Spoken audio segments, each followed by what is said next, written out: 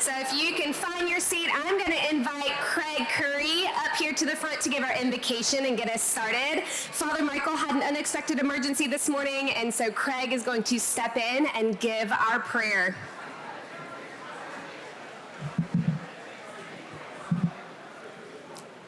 Let us pray. Lord, we're thankful for the chamber and its important work, and we're thankful for our city. We ask a special blessing on it this morning as we gather. We ask a special blessing, too, on Mayor Rickenmann. We ask that you would give him wisdom as he leads the city and council as they take us and prosper the city, Lord. And I pray your protection upon him. I pray for Chief Holbrook. There are many Columbia police officers around the area this morning. I pray for all of them. Give him wisdom as he leads the department and protect him as well, Lord. We're thankful for today. We pray for all the officials here, and we pray, Lord, that you'd guide our chamber, guide our businesses, help them to be fair, help them to be honest, and be with those in need in our community. And all this we ask in your Son's name. Amen. Thank you. Thank you so much, Craig. I appreciate that. I'd like to bring up Mr. Matt Littlejohn now. He's with MUSC, our presenting sponsor for our breakfast series. Good morning, everybody. Biggest crowd I've seen at one of these breakfasts in a long time. So I'm sure you're here to see, for the introduction I'm going to give on Daniel. All right, hopefully everybody's had a good summer. We've got a great speaker this morning. If you've had a chance to meet Daniel, I think the more you get to know him, the more that you'll realize how much he loves Columbia. I certainly did. You know, getting to talk to Daniel and work with Daniel, he's definitely committed to Columbia. So all things aside, you know, I think I was born and raised here in Columbia. Had a chance to move back recently to be the administrator for MUSC Health, but being able to meet Daniel, it makes me very proud to know that there's somebody who is our mayor that is very committed and passionate about bettering Columbia. So without further ado, I think, Daniel, if you want to come on up.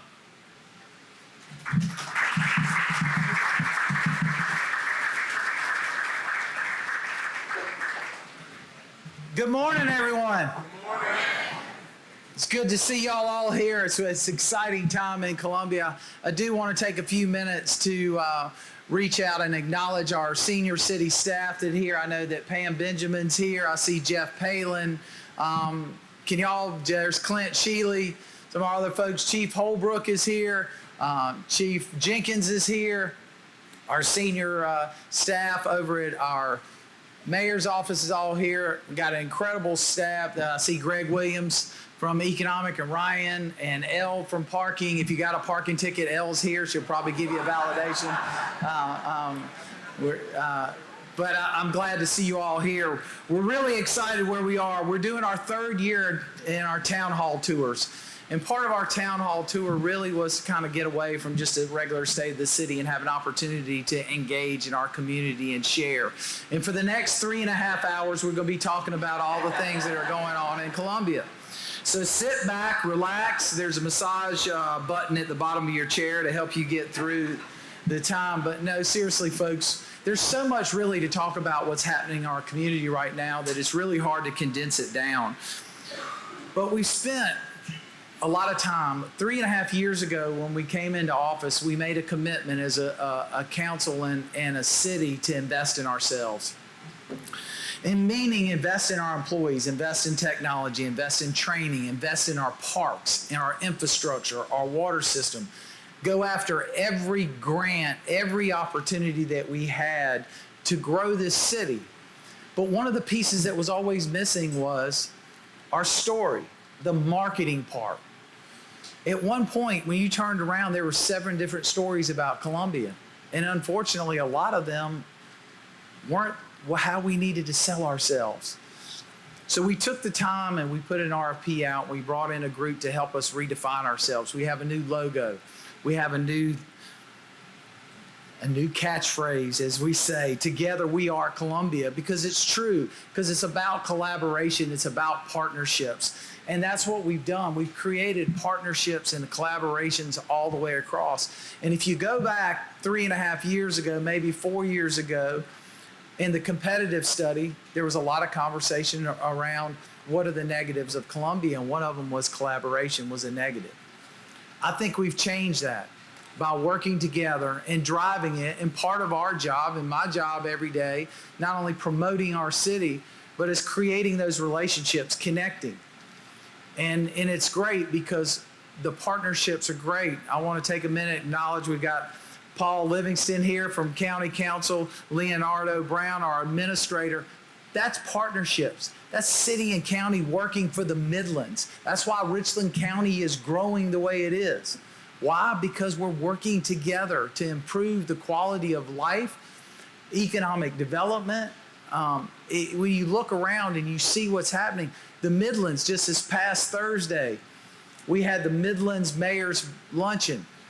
Jessica Mackey, the chairwoman for Richland County, was part of that. So was General Hood. All of us meeting from Lexington to South Congaree, Irmo, Chapin, Blythewood, Arcadia Lakes, Forest Acres, all coming together to talk about how do we work together and support each other. That always was not the case in the Midlands. You look at the upstate and the low country, the growth that they had, collaboration, and that's why we're making a difference. You look at what we've been able to do from our grants that we've been able to get from the federal government to the partnerships to grow our community. And we wouldn't be here, Scout wouldn't be here and others without partnerships with Richland County, the state, and the city working together on every cylinder. But we took that story and we put it out, we rebranded. We grew our public relations to make sure the information is getting out, that you know what's happening in our community. Taking pride in our story, sharing our story. When we go out in economic development, we're going out to communities and cities not only to see what they have, but to go to meet business owners where they do their business, where their headquarters are. Introduce them to Columbia and why they should not skip over us to go to Nashville or Charlotte or Greenville or even Charleston. Why Columbia supports small businesses stronger than any other place. Why we become the easiest place to do business. Why quality of life and housing options are here. But we look around, we talk about economic development. We're going to talk about economic development today. We're going to talk about public safety. We're going to talk about our investment in housing. We're going to talk about a whole lot of things in a very short period of time. But, you know, we're doing things to promote pride. One of our two greatest ambassadors out there, Dawn Staley, we're able to put a statue up of Dawn Staley. There isn't a city I don't visit across the U.S. or any meeting I go to that at least one of the top 5 questions is can you get me tickets to the Lady Gamecocks? It's amazing the following that we have across, but that also shines the light on Columbia as a community. Craig Melvin being one of our great advocates and constantly talking about his hometown. Every time we reach out to him, he gives us some of that spotlight. And then we can't not talk about the game day appearance that I had the opportunity to have. The exposure we had that day, but I tell you the highlight of it, I'm wired up, the mic is on, and I'm listening to every conversation that the guys are having on and off the air. And if I could have recorded one piece of it, I would have been extremely excited. Because Pat and Nick were having a conversation off air. And Pat says, I would have never picked Columbia, South Carolina. But man, am I wrong. This is the most incredible city, the hospitality, the restaurants, the feel, the town, the excitement, the energy. This is what a game day experience should be like. This is the way we should feel every time we come into a town. And I'm back there going, hell yeah! And then Nick goes, well, you know, I've been here one time before. I'm not sure if it was 2009, 10. I'm like, you know what it was. You were the #1 team in the country, and we beat you. You remember that, Nick. But then he said, you know, it really is an incredible feel. He said, I normally don't ever get to spend time in a community because when I'm on the road as a team, we're in game day mode. He goes, this place is incredible. He said, I'm so glad that I get to have this experience now that I never had before. And I thought that was just words that you were like, God, if you could put that in a commercial, what we could do with that, it'd be incredible. I want to take a minute to acknowledge our city manager, Teresa Wilson. We couldn't do anything without her. She is here. I just saw her somewhere in the crowd. There she is. Thank you for being here. Y'all, we had a stellar year last year. Close to $1 billion in investment out of the ground. We got about another $2 billion on the way. But, it's very interesting to see, one of the things we talk a lot about is not only the catalyst of our businesses growing. We had 1,500 new business licenses last year. That's in every form. That means people believe in putting their business in our community, which is incredible. But I think the numbers that really surprised me is one of the struggles we've always had is housing. There are over 2,100 empty lots across our city. And we need about 16,000 units. But guess what? We're on track to make that happen. 1,600 doors last year. Almost 1,100 single-family homes and almost 699 units of apartments and townhomes built. Why is that significant? Because 28 people a day are moving to the Midlands right now. You stretch from Camden to Lexington, people realize that this is the place to put your flag. This is the place to raise your kids. This is the place to grow your business. This is a community that embraces that. And it's not only folks that are coming here from other states and cities, it's people. Fort Jackson, 7 out of 10 families that are retiring at Fort Jackson are choosing to make their home in Columbia. I think that's a hell of a statement for us as a community. It shows who we are and what we offer. The biggest compliment that we could ever hear came from General Jason Kelly and his wife Stephanie. When we had their going away event last year, Jason said to me, he said, Daniel, he goes, I'm not saying goodbye because Stephanie and I are coming back here to retire. It only took 1 year for us to realize after 26 moves, this was home. This is who we are. This is what we're selling people. When businesses are coming, this is more about your employees. This is why Finergy, a company from Switzerland, is putting their North American headquarters in Columbia, South Carolina, because they felt like this was home. This is what it felt like for them to be in their own town. We are invested in our Office of Business Opportunity. Thank you.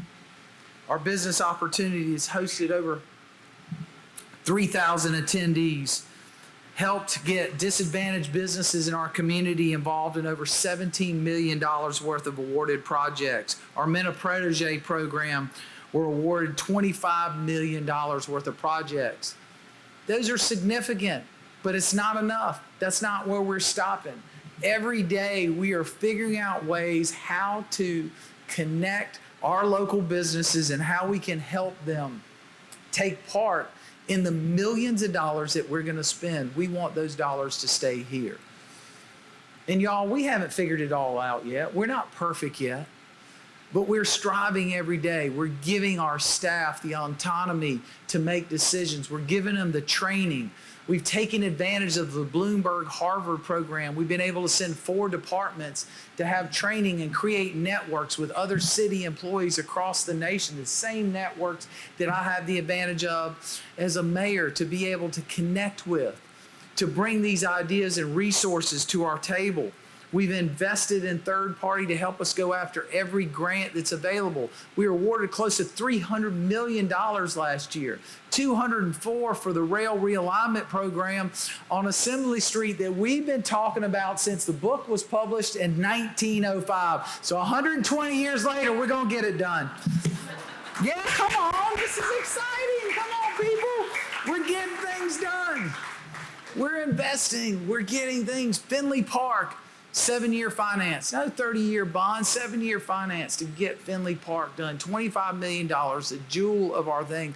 And when you see the unveiling of it, it's going to blow you away because we're investing in our parks. We were just having a conversation earlier with somebody about Mays Park. Mays Park hasn't had work done in probably 40 years. It's filled every day with people. Pocket Park on Randall Park, where we're building houses, changing. every day. Investment happening on every corner from Elmwood to UG to our riverfront, our RFP process out for the new riverfront park, which we don't know what it's going to be called. We're calling it Riverfront Park at this point. But the key anchor with William Street Connection and that, making those investments that are going to pay for 100 times over. Potential there are billions of dollars, and that's on top of what we already know is happening. Why is it happening? Because we're telling people who Columbia is, the capital city. Our quality of life, investing in our neighborhoods. And we're starting off by doing it. We're creating home ownership opportunities. Building homes. The city owns 53 lots that we're building on. Creating opportunities for first-time home ownership, and many for our own city employees who've never owned a home. An opportunity to have a house that they can afford, partnering with local partners, local builder, local brick company, U.S. Bricks, coming to the table so that we can build things. I can stop for a second and acknowledge Tyra Little, who popped in from Richland County. Thank you for being here, Miss Little. Popping in, and we look at, having an all brick house with granite countertops, 1,300 square feet, 3-bedroom, 2-bath for under $200,000, making our town affordable, using what the assets we have to spark growth in an area that lost population. 2,100 lots, partnering with Dream Key, who's in the back of the room, for a strategic plan to how we address it. Dream Key had great success in Charlotte. We went up to see what they've done in Charlotte, and we were blown away.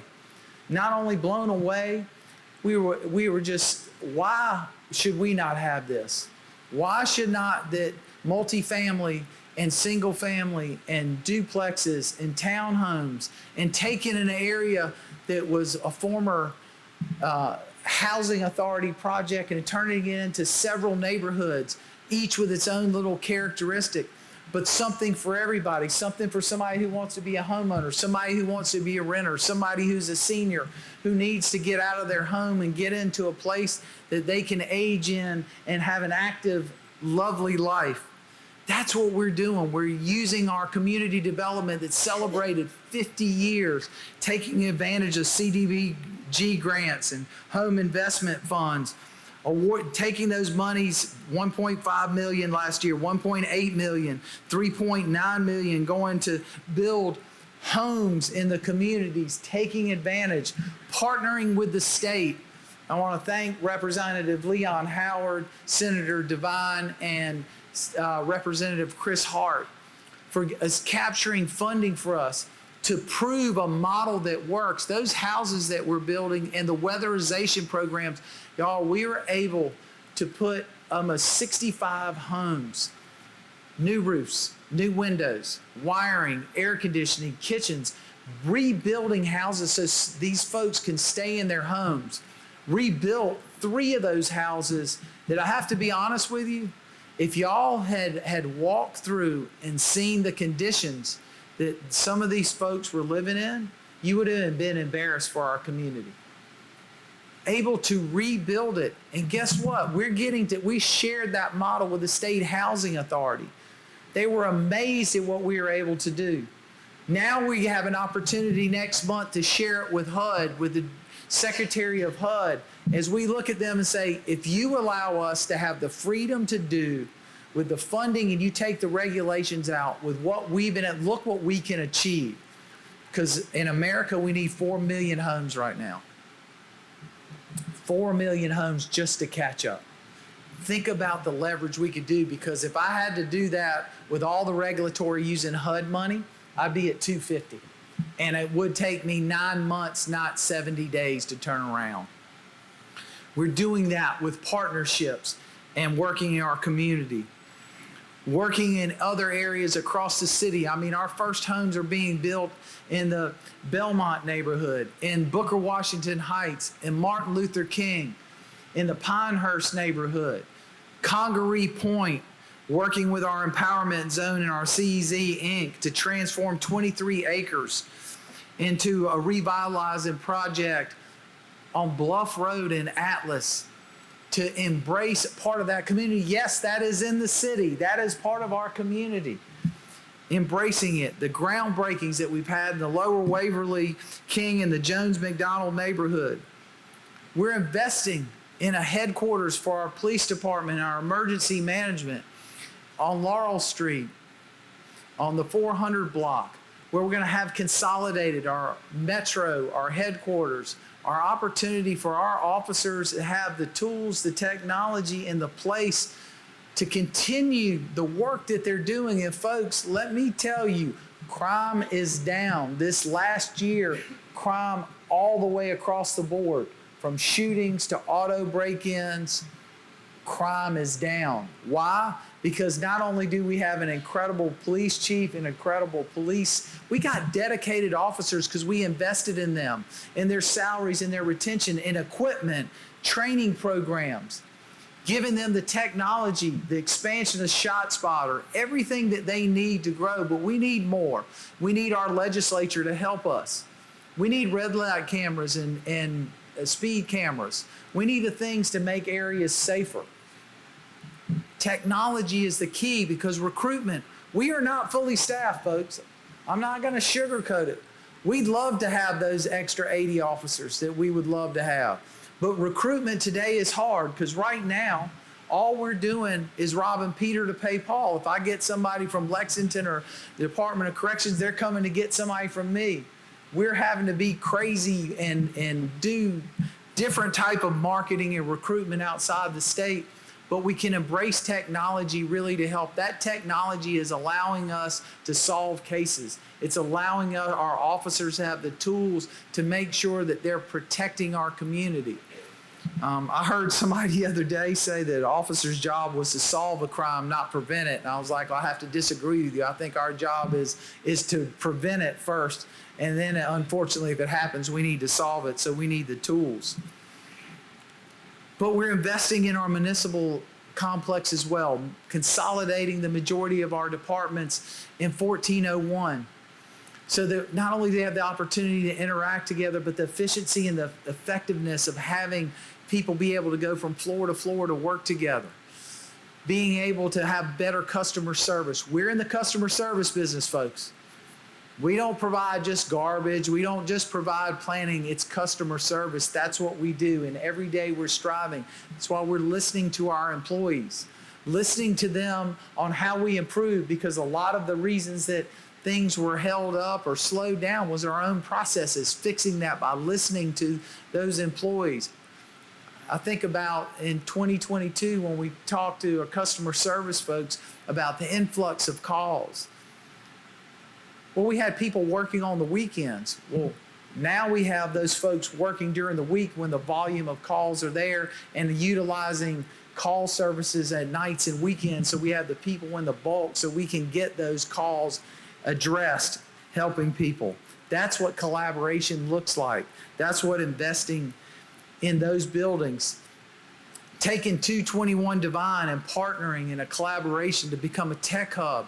200 people moving into that building in the tech space, not only through incubator, but folks working on all types of things across the board, from cybersecurity to defense, all living and breathing in our 5 Points area. Why is that important? Because we need people working in that area who are going to eat breakfast there, who are going to go to the bank, who are going to go to the cobbler, who are going to go to the dry cleaner, and support those businesses. Planting those seeds, putting those extra properties out for sale and development for housing and headquarters, Washington Square, Laurel and Main, Bull and Taylor, Justice Square. Opportunities, and the interest is great.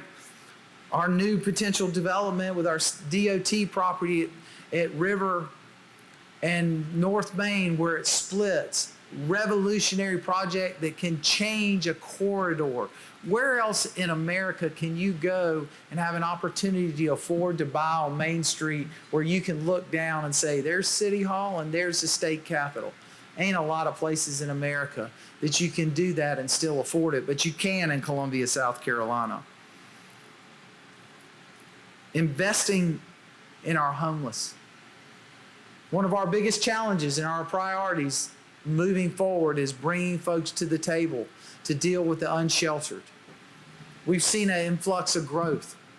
It's not healthy for our unsheltered community. It's not healthy for our residents. It's not healthy for our businesses. But we know with our investment in Rapid Shelter and our investment in our partners in the community that we're making a difference. But we got to do a lot more.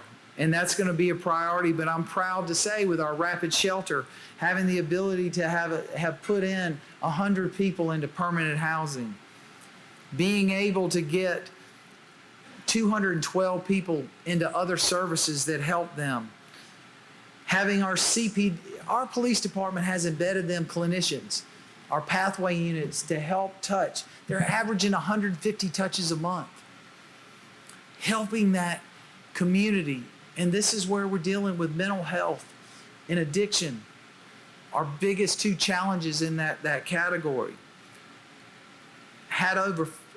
We had over 15,000 property checks that stemmed around from our unsheltered, cleared 43 homeless camps, pushing people to get to services and not just leaving them to enable to stay in that state, but actually pushing them to get the help and the wraparound services.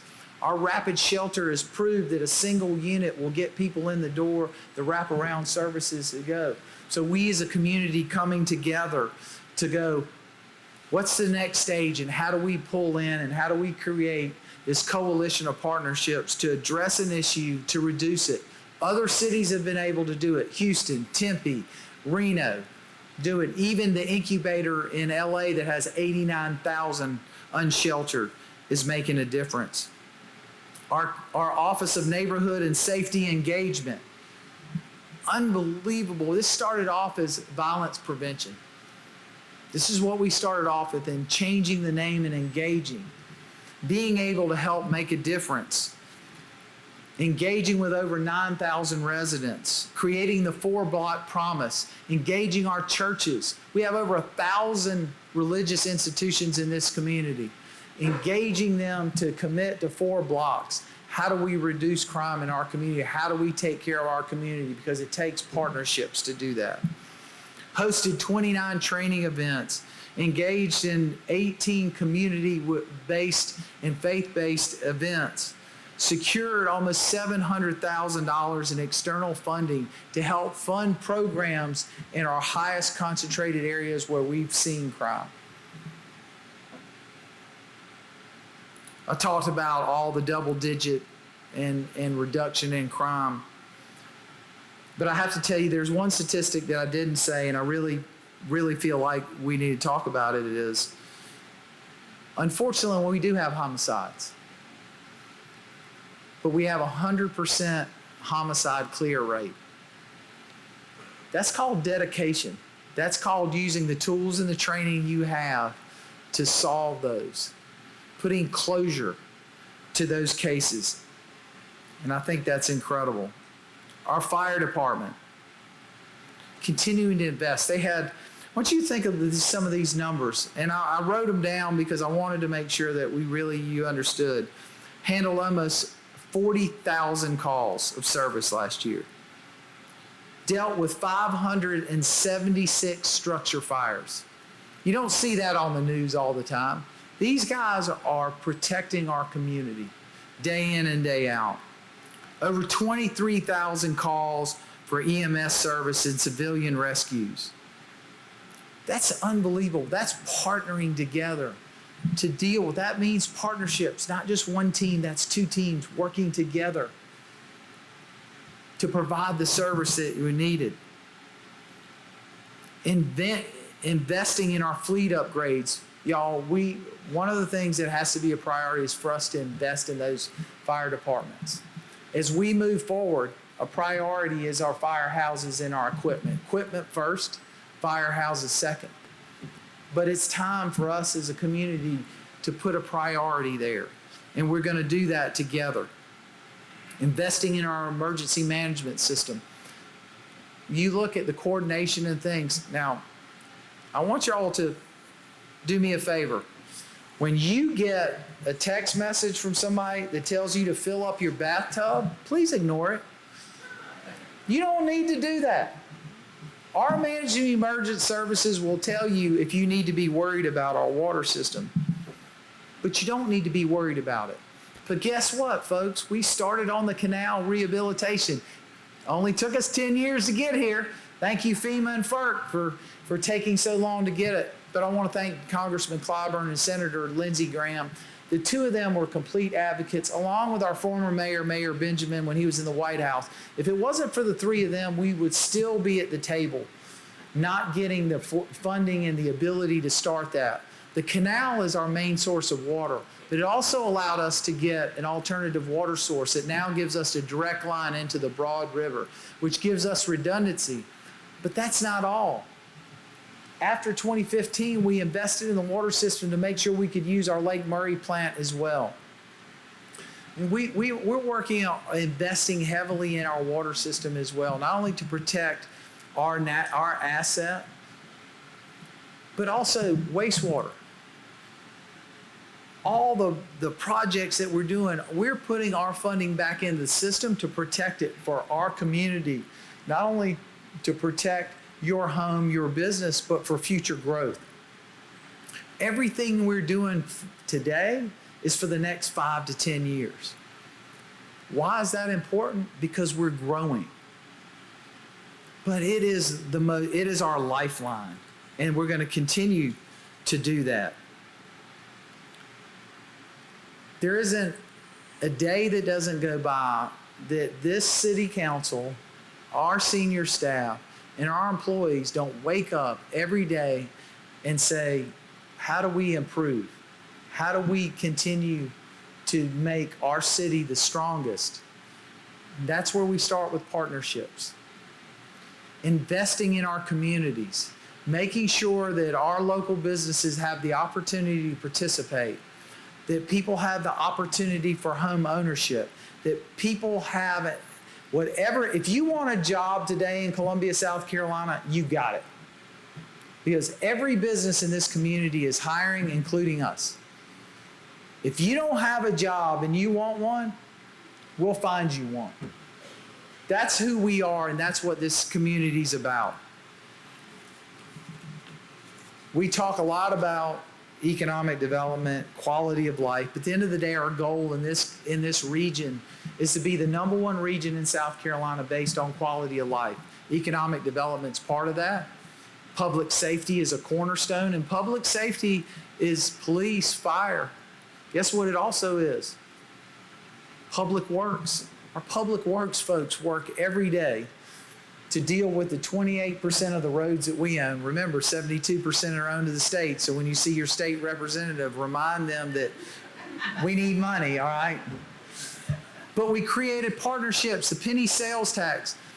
The Richland County penny sales tax gives us an opportunity for us to invest in our infrastructure, our sidewalks, our roads program. Our 10-year road plan is part of that. Our Greenway, finishing it. I want you all to think about something. When we talk about investment and quality of life, you know, the relationships that we're having allow us to create the amenities. We talk about parks and the riverfront and the Greenway. But think about this partnership. Casey, West Columbia, Lexington, Richland, Irmo, Chapin, Saluda Shoals, all coming together to open up the riverfront. As a visitor, let's say you're at the Advocacy Center, which we haven't really talked about. Think about it. Every attorney has to come down here and train, right? So I'm going to bring my family. I'm going to train and let my family be here. My family can go stay downtown in the Vista. They can get on a bike or walk, go over to West Columbia, have breakfast at maybe Cafe Strudel or somewhere like that, go to the back entrance of the botanical gardens, take a walk through that beautiful gardens that we have, hop on the new gondola, ride over to the main part of the zoo, take a nice tour through there, the new Boyd Aquatic Center, there, the aquarium, then wander out to Candy Lane, go up to all the way to the dam. Think about that, all the way to the dam. Stop at one of the future hammock parks, maybe at a mobile food cart truck that'll be there, have a little lunch, make their way back, cross over the bridge that's going to connect us into Elmwood Park, take you over. Maybe you go to Curiosity Coffee. I don't know, maybe you go over to Inda Coffee. And you might still be hungry and you go to Warmouth. And then you're like, well, you know what? I'm feeling a little frisky. I'm going to walk on over to Bull Street. And I'm going to go over here to Gather. And maybe I'm going to have a glass of wine and get dessert for my kids. Then we're going to catch a Firefly game. Have a hot dog or two. And then we're going to leave here and we're going to go back down the path, through the tunnel, through Findlay Park, catch the tail end of one of our evening concerts that are happening at Findlay Park. And then we're going to cross over Taylor Street and its narrowed, new dual direction way, thanks to Secretary Powell. Walk on through the Lincoln Tunnel, end up in the Vista, maybe stop at Kaminsky's and have dessert. And I did that all without getting in my car. That's what we're doing, folks. That's what's happening. That is a tourist attraction. So when we talk about Three Rivers and we talk about Columbia and we talk about Richland County, that's what we have to offer as a community. There's a reason why people are locating here. It's what we're doing. There's a vision here of growth, downtown living. So just remember, we're investing in businesses. We're filling gaps for our local businesses. We're attracting headquarters. We're investing in workforce housing opportunities at every level in our downtown. We want our downtown to triple in its size of living. We want people to walk to work, walk to entertainment, take advantage of the urban trails and the natural settings and everything that's happening here. We want them to take advantage of what we've invested in. And we're doing that by being the city who we can be, by telling our story, by investing in our people and our businesses, and believing in ourselves. And I'm actually ahead of schedule, which means we got more time for questions, because that's what I really love. I'd rather instead of sitting here and just spieling out statistics and points, is really answering your questions that you're interested in talking about. And I will tell you, if I don't know the answer, we will get you the answer.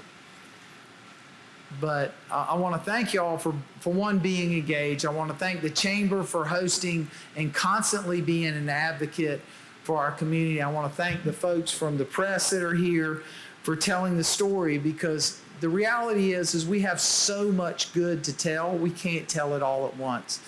There are so many things happening in our community that I think it probably causes tailspin at City Hall. I hate when I come in from somewhere else, because I came in with a bag full of new ideas and opportunities. But I want our city to be the place that our children and our grandchildren, if they want to raise their family, they want to start a business, or they want to chase their dream, that they don't have to go to Atlanta, Charlotte, Nashville, Birmingham, Columbus, Ohio, and all the places they're going. They need to be able to have those opportunities here. And that's why I wake up every day. And before I start taking questions, I just want to thank all of you. I want to thank everybody who has supported us as a city. I want to thank everybody who supported us to allow us to chase and dream. This has been the greatest experience that I've ever had in my life. I love this community. I get emotional about it. I love this community. This is my home. And I made it my home because of what I saw. Some people don't know this story, and some people do. But I graduated in May, and I was going to take a job, and I was moving overseas to work, and I wasn't going to start till January. And I was excited about it because I was going to have another season of college football, because I love my mighty fighting Gamecocks. But I watched my friends take jobs here. I watched them start businesses here, and I saw them get the support from this community. And I'll be honest with you, it's not something I saw really when I was in college, because, you know, we live in our little 6-block bubble. You know, we're going to 5 Points, we're doing this, we're doing that. We didn't really get to explore all the corners and learn everything. I decided to stay and start a business here. This is the best decision I ever made in my life. I met my wife here. I raised my kids here. I've had the opportunity to be part of this community. This is the longest place I've ever lived, which is also why I think the energy and the things that are happening in our community today, because other people in leadership are in the same position I was. Our university president, Dr. Amaritas, this is the longest place he's ever lived in his entire life. He includes us in the conversation. He includes the city when they're talking about how do we take the research, the patents, and all these great things and integrate them. Is it perfect? No. Is it better? Yes. John Dozier, Columbia College, what he's doing for our North Columbia area and the investment that he's doing with Columbia College. Why? It's because he grew up about 4 blocks from here. This is his home. Dr. Artis, she's not from here, but she's made this her home. What she's done at Benedict, what she's done to embrace this community and be part of it, these are game changers, folks. This is what it should look like in a community, and we've got it in a package. So let's tell everybody. So when you leave here today, if you're not fired up, ready for Columbia to continue to grow, then I've failed. Number 2, you need to leave here challenged. What are you going to do to connect somebody? What are you going to do to improve our community? Because it takes us all working together. So thank you for the opportunity. Thank you.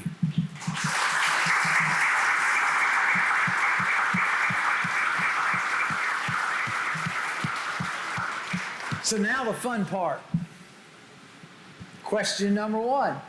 We're doing live questions. All right. Okay.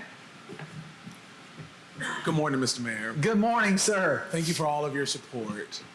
What makes our city so unique as to what makes our city so business friendly? What in the administration, in City Hall, in the city manager's office differentiates us from other larger cities nearby or cities of a similar size? What is the thing that is attracting business, and what are some ways moving forward that we are going to, or that you might be looking at in pulling small business from poor, dispossessed, or underserved areas? So two things I will tell you. Our city manager and our elected officials and our senior management team go by the old saying, like my grandmother used to say, 2 ears, 1 mouth. There's a reason, right? Listening to our staff, listening to the business community, and seeing how do we make it easier to do business. Everything from online, being to do your business license online. Not having to, we heard a lot of feedback about sharing your taxes. We've changed a lot of that, making it easier, looking at the processes, getting permitting done quickly, empowering our employees to make decisions and not having to go to a committee all the time. This is feedback that we heard not only from our staff, but the business community.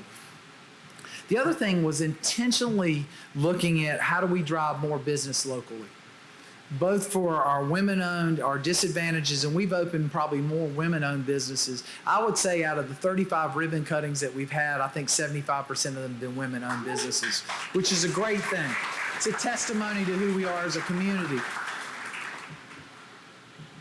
But making sure, how do we make sure that you understand it's easy to do business with us and you should take advantage of it? Even looking at businesses and saying, if you change your model a little bit, we could do business with you, filling gaps. The other thing is taking the old philosophy. Roger Milliken in the 60s invested heavily at the time because economic development was driven through the Chamber of Commerce back then, Spartanburg. And he think about this, in 1964, I think he put $500,000 into the chamber. And he put that money in there with saying, we've got to fill gaps. If we want to be top in the textile industry and top in the chemical, we need to fill these gaps to stay competitive. That's what we're doing now too, is how do we fill the gaps to help these businesses grow here? We want our hometown businesses to grow alongside the new businesses that come. But all of that happens through collaboration and discussion. And I think when you look at the fact that we had 1,500 new business licenses, and that's even small businesses, homebound businesses, that's businesses that are food trucks, that's businesses that are medium and large. That's a testimony to what's happening here in the Midlands. And I say the Midlands because it is the Midlands. That's what's growing. That's the driver. And we continue to do that. Oh, come on, folks. You had breakfast already and you've had coffee, so you can't sit quietly.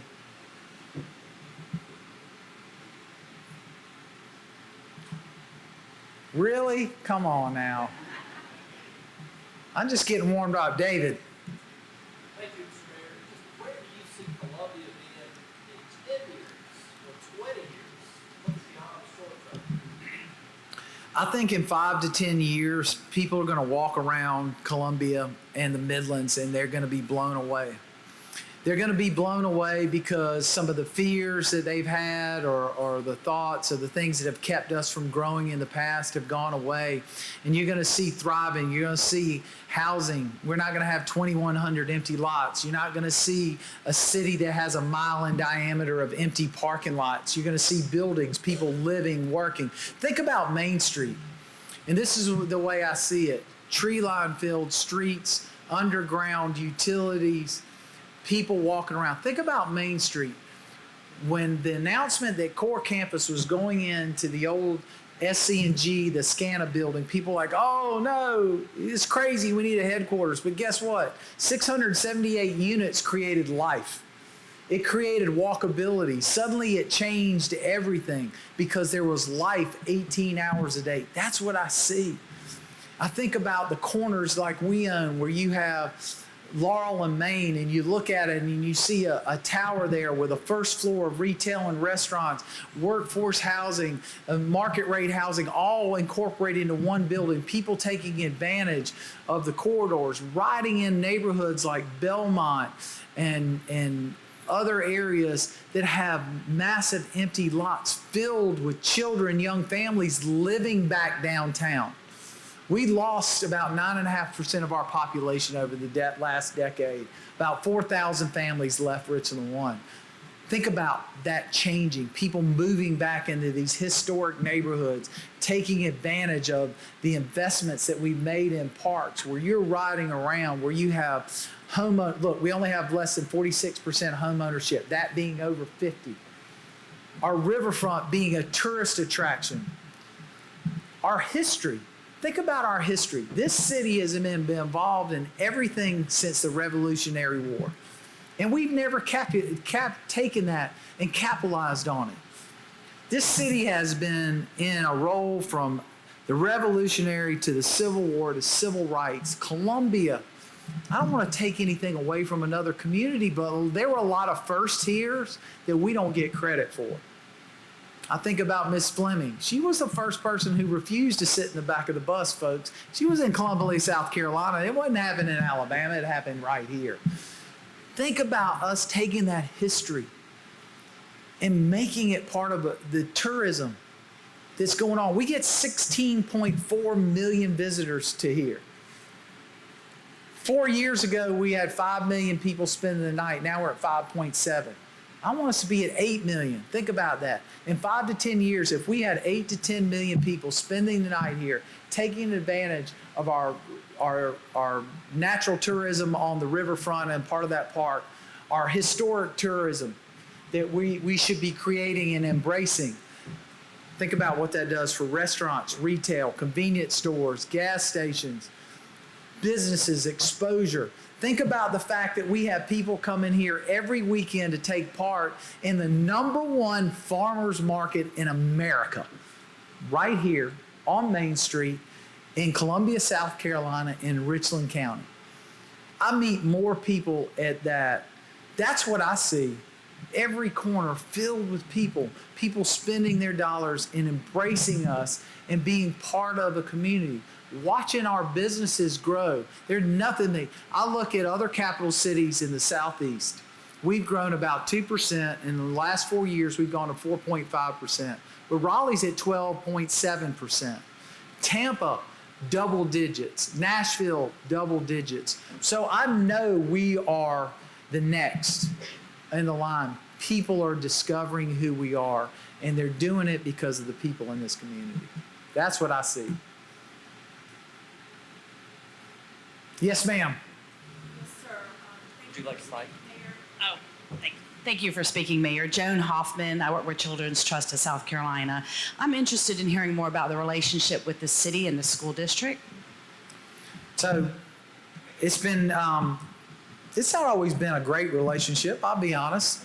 And it's not because they haven't tried. I think now we've got some real direction. The new superintendent has already come over and sat down, met with lots of community folks, reached out, and really wants to create more of a relationship. So this is what we need. The school district is the key for recruitment. It's huge in us vesting, but we got to have some hard discussions together about the future and how do we improve and how do we take the different assets that we have and work together. One is a great example, the Hayward Career Center. If you don't know about the Hayward Career Center and you're a business owner, you need to be engaged. Because one of the things that we need to do is figure out how we help as a community fund that to create more programming there, especially in the afternoon. They have everything in place. They have a state-of-the-art kitchen that can teach both front of the house and back of the house for a restaurant, hospitality, which is a real part of our tourism and a part of our community. They have over $100,000 simulator, teach CDL, both manual and the new push button. They have welding. They have diesel mechanics. Blanchards have donated a lot of equipment there. Southeastern Freight Line, getting these folks engaged so we can train, because the reality is we need HVAC, we need plumbers, we need electricians, we need welders, we need all these folks. And that industry is where careers, people are making serious money. Right now, an over-the-road trucking company is making an average of $180,000 a year. That is an asset that not only that we can help people who are looking for a second career, but also for students who may have been challenged and school's not their thing, but it's not being utilized to its maximum. And I think that's one of the first partnerships that we can do. Now, we've partnered with Richland 1-2 with the JAG program, the Jobs for America. And I'll tell you, I think it's been incredible. The leader at Columbia High, I mean, I bet I've spoken to that group 2 or 3 times. She's engaged, getting her kids, taking a vested interest in her kids. And I want to thank Governor McMaster because he put a challenge out in 2022. He said the first 25 schools that sign up, I'll pay for 75% of the program. Well, I went and signed up every school in Richland 1 without talking to the school district or my city manager, but we ended up pulling it off because it's just such a great opportunity, because that program was a blue ribbon program at C.A. Johnson, right down the street from here, with a 92% success rate. You're talking about taking kids that probably wouldn't make it to graduation and changing their lives. And this program follows from your freshman year to your freshman year in college if you choose to go to college. That's the kind of relationships we want to continue to build. And I think a lot of it's dialogue. You know, it's always room to criticize everybody. People can criticize us. We are not perfect. But the reality is what we need to do is sit at the table, find the 3 things that we have in common and we want to work together, and then we take those 3 other challenges that we may not disagree, because by then we've broken bread and we're moving forward. But this is where partnerships and coalitions, and I think there's a big will to do that. And I want to thank the new superintendent for really reaching out and saying we are going to be in an incredible school district that helps us as a community, and we're excited about that opportunity. Richland 2 is doing an incredible job. The superintendent there, I mean, she's engaged, she's investing. At the end of the day, we got to continue to work together, and the only way we do that is around the table. All right, there's 150 people in this room, and I got 2 questions, really? All right. Yes, ma'am. Hi, good morning, everyone. My name is Karen with Karen's Kitchen and Catering. I just want to touch bases on what the mayor stated about we as one community. I want to thank the mayor and the Richland County for supporting my business throughout the year.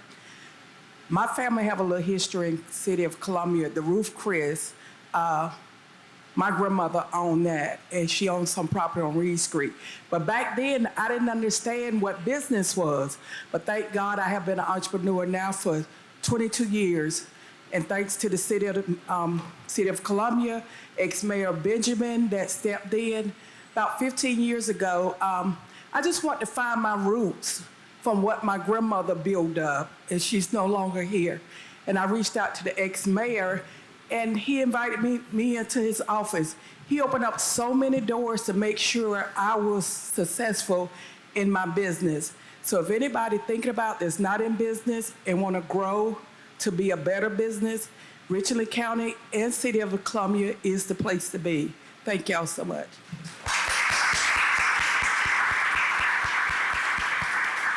She's being modest. She not only does catering, she has a food truck. She also has an event space. This woman's incredible. Thank you, Mayor. I wanted to ask you about some of your climate change initiatives in the city.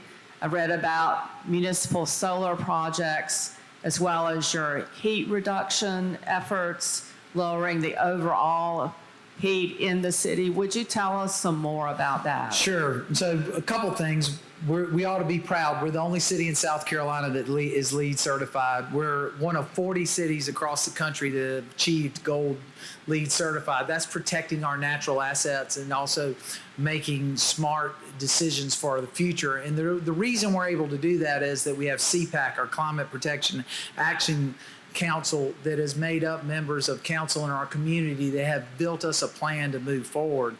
But we did a heat study back 2 years ago, and we're about 18.5 degrees hotter. So as we partnered with Smart Surface Coalition and others, not only planting trees, we just finished planting 1,500 trees with Columbia Green. We planted over 10,000 trees over the last few years, building up, trying to cool, but also investing in, as we move forward with our roads project,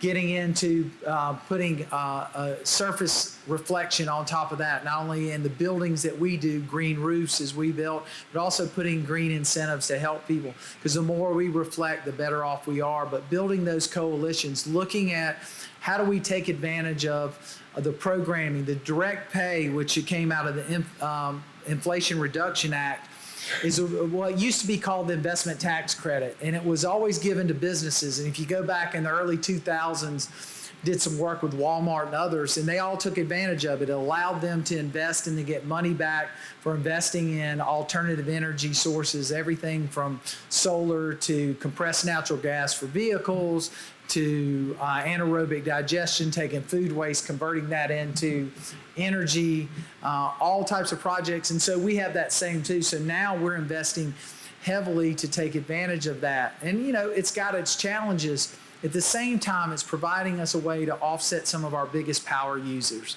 When we get the canal finished, we'll be able to have our hydro plant back up and running. That has a potential of 10 megawatts worth of power. So think about it from a dollar standpoint, if you want to look at it that way. That's $10 million of energy. So that means not only we have enough to offset our water and sewer plants, it also allows us to put back green energy on the grid, creating revenue for the city, which means we can take that investment. Why is that important? Because as we continue to go down the pipe, energy is a commodity that's very important for economic growth. And so making sure at the same time that we're protecting our rivers, our natural assets, our community, reducing our footprint across, 18 degrees equates to very high electric bills. And so when you look at all those, combining and investing, it's important for us to support our future. So we're taking on our plans, investing all the way across. You're going to see more coming along, solar on our rooftops of our parking garages, taking advantage of the empty spaces we have to create offsets wherever we can. Unfortunately, we don't have the ability to put in, 150 megawatts, in the city. But what we do have an advantage is to invest smartly. We just had the South Korean, I guess you called state-owned utility here. We were in Korea in March on a trip with the university and partnered with commerce there, kind of a dual role. But what we learned there is the energy management system they had using AI. The country, I want you to think about this, the entire country of South Korea was only down for power over the entire year for 9 minutes. They have every source available: nuclear, geothermal, hydro, pink, green, blue, hydrogen, solar, all of it. All managed so that the intermittence of the solar was teamed up with something else, building AI in a system so that they could redirect power depending on storm, using storage facilities and everything. We had them here to create a partnership with the University of South Carolina to start a pilot, but then for us to be the next in line to partner with our friends at Dominion and others to make sure that we become the smart grid city so that we can protect our community. And the things that Dominion is doing, investing in nuclear, which is very important for us, investing in a new gas plant, but also investing in future battery storage so that we have, I think, you're not wrong, John, we got what, 1.1, I know it's over 750 megawatts worth of solar out there. 1,200 megawatts worth of solar out there that we don't always get to take advantage. So investing together to make sure that we have that as a resource, timing that together with the future investment in pink hydrogen, if you don't know it, is a spinoff of nuclear. By partnering and taking those technologies there, taking advantage of all of that gives us sustainable power for the future, which helps offset, allows us to grow. Because at a certain point, we don't have the capacity to continue to grow. So it's going to be very important for us to continue to invest. All of that is part of the climate protection. I think I'm getting the hook. I can see it coming. They're looking to take me off. Just want to thank y'all all for being here. Thank you for being engaged in our community. I know this was a high-level conversation. I'd love to, if you want to know more, I can spend the next 3 to 5 hours talking about Columbia because it really is this much great stuff happening here in the Midlands. Everything from partnerships to investment to the growth, the changes that we're making one step at a time. And if something comes up and you're not clear about it, you're not answering it, don't trust the internet. Come to the source, please. It saves us all a lot of headache if you just come and ask us. Thank you.